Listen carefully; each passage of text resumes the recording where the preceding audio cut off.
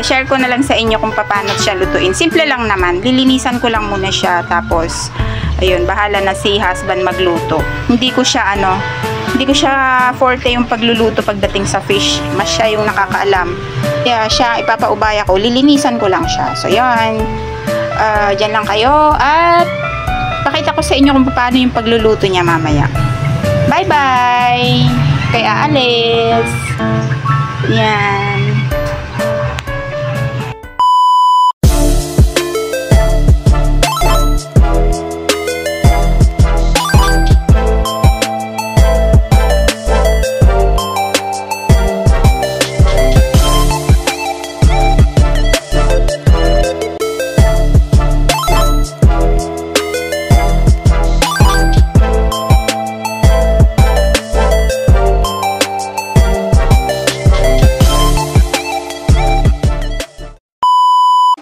So yan guys, papakita ko sa inyo kung paano ko linisan yung fish na to.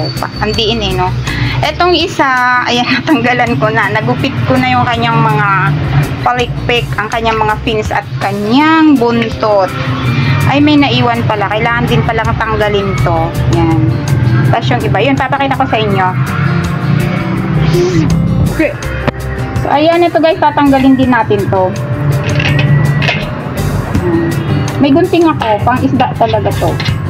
Pantanggal ng mga fin. So, ito, tanggalin natin yung kanyang buntot. Ayan. Tapos, ito.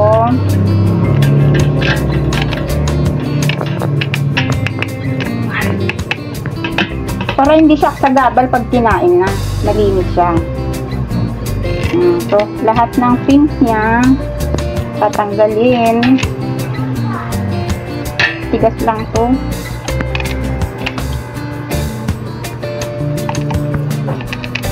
Ito. Yan.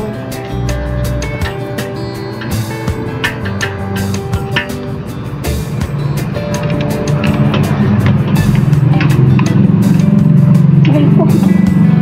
Tigas. Lumalaban.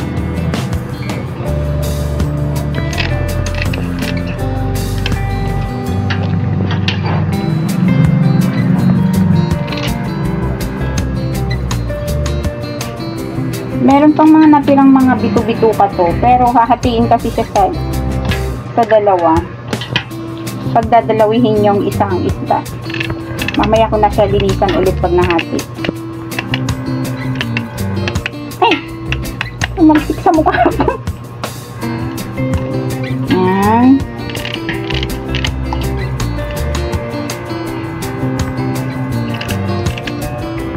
Mabilisan lang to. Ganito lang siya, maglinis ng ganito kalalaking isda. Pero yung mga maliliit, hindi ko naman na tinatanggalan ng mga ganito. Pag ganito lang. Tapos yung mga tilapia, kasi hindi kami masyadong nabili ng tilapia. Sorry po pero ayaw kasi nila. Ako lang kumakain ng tilapia dito sa bahay. Mga ano kayo mga foreigner. Hindi kumakain ng tilapia. Wala na ba? So, yun. Natanggalan na lahat ng mga fins niya. So, yun. Ito, iba to kaysa dun sa tatlo. Hindi ko alam. Tingnan mo, mas malaki pati yung mata kaysa doon. Tapos, etong kaliskis niya, masyado madikit kaya hindi na pwede tanggalin yung kaliskis. So, ano lang siya. Tinanggalan ko lang ng mga fins. Tapos, yun. I-slice na siya into 2. Tapos, saka ko lilinisan ulit. So, yan. Ito guys, hatiin na natin sa gitna.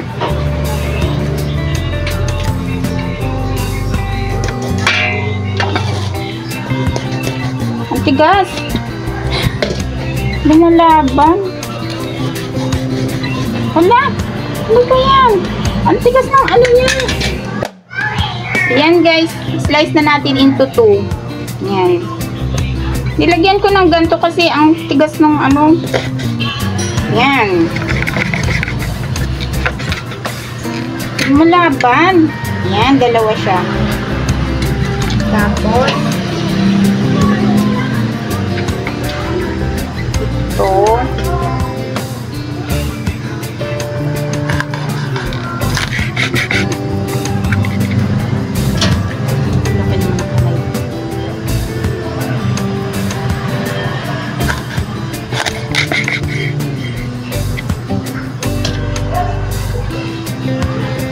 panghuli, pang-apat.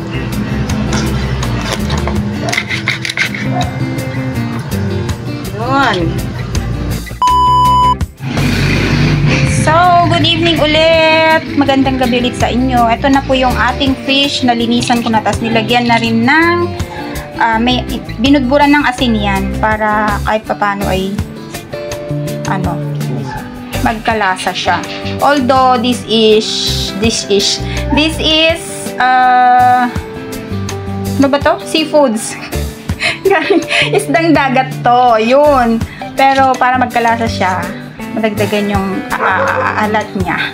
Nilagyan na ng asin. So, hinati ko po siya sa hati, yung isang piraso. Yan siya, yung ating fish, ang ating main ingredient. And ang kanyang gulay ay pechay. So, marami tayong gulay. Sabi ko sa inyo, 'di ba? Gusto ko ng maraming gulay. Yan, bale, pinagtatlo lang yung isang haba ng pechay. So, yan, pechay. At igigisa natin ito sa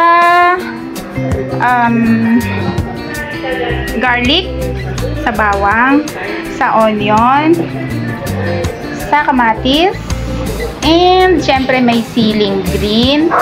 Ayan, tapos ang pang-asim niya ay calamansi juice. So, ito calamansi juice na to, guys. Inano ko na siya, piniga ko na. So, yun lang naman. Ganun lang kasimple yung ating mga ingredients for tonight.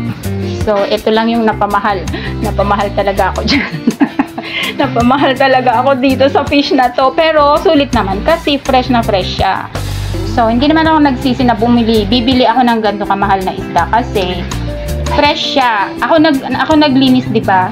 Walang lansa na dumikit sa kamay ko. Hindi siya malansa kahit panghilamos ko pa yung kamay ko. Hindi siya talaga malansa, guys, promise. Kasi bagong dating galing ng Lucena. Doon talaga kami bumibili. Papakita ko sa inyo yung lugar kung saan kami bumibili ng isda na galing ng Lucena. So, yun, dami ko nang sinabi. Lutuin na ng aking hubby ang kusido. Fish kusido. Sinabawang fish sa gabing ito.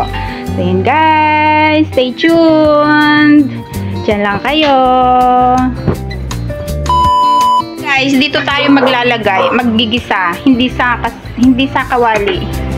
Hindi sa kawali kasi pag kasi nilagyan na ng sabaw, mas maganda ito na na maglagay na ng sabaw kasi naka-sealed yung sealed yung kanyang takip. So, yan, lagyan na ng oil. Yan, oil. Painitin ng oil.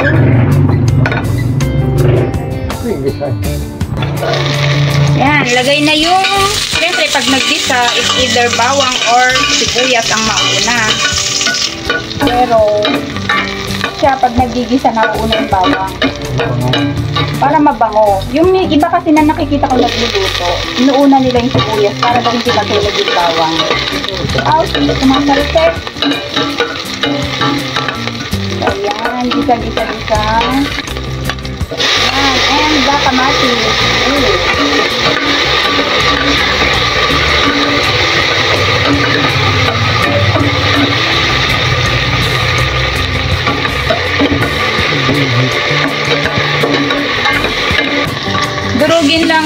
Durugin lang yung kamatis para yung lasa niya mapunta mamaya dun sa sabaw. Hindi maganda yung kamatis. Yan, lagay na yung mga fish.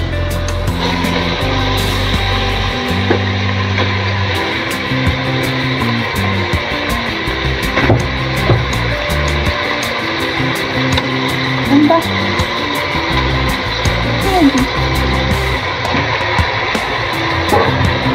Yan. Water. Lagyan na agad ng water. Dami. Yan. Takipan para kumulo. Kulay na kamatis. Yan, kumukulo na, guys. Ang bango. Yan guys, luto na siya yung fish. Pwede na ilagay yung gulay. Papatong na yung gulay. Ang sarap ng sabaw, ang bango.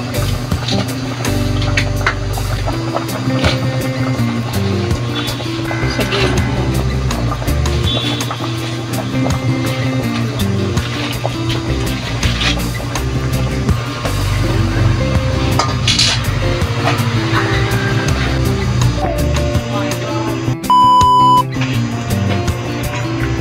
Yan, luto na yung pechay guys. Okay na yung sili. Siling green.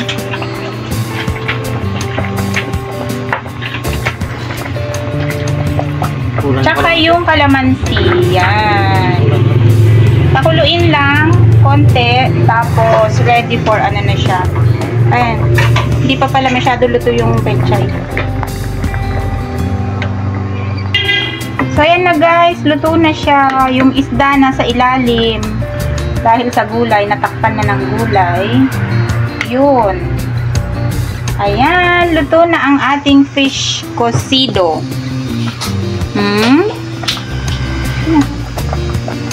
Patayin na natin yung apoy. Yan.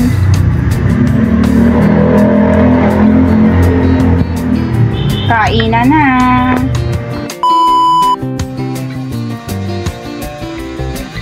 Ayan na guys, ang ating ulam ngayong gabi. Luto na siya, ang fish cocido. Yan, ang bango ng sabaw, ang bango ng aroma ng, ang bango ng usok. Ayan o, kain tayo sa mga mahilig sa fish dyan, na umiiwas sa karne, masustansya po ito. Mas masarap kumain ng fish kaysa sa karne. Yan. O, diba? Yan, maraming salamat pong muli sa panonood. Thank you so much. Ayan, ganyan lang po kami magluto ng fish. Ng sinabawang fish. Basta fresh yung fish, masarap siyang sabawan. Yun. O, diba ang ganda ng color? Yun, thank you so much po sa inyong panonood. Maraming salamat. Keep safe everyone. God bless. When BTE Halaman ay is saying goodbye. Bye-bye. Love you all. Yan guys, ito na yung plate ko. Ito ulam ko, ulo. Ang part na ulo. Konti lang yung kanin. Joke. Hindi, konti lang yan yung kanin ko. Naka-close up lang kaya ganyan. Tapos ulo yung gusto ko. Alam nyo naman. Basta ulo. Mahilig ako sa ulo. Yan.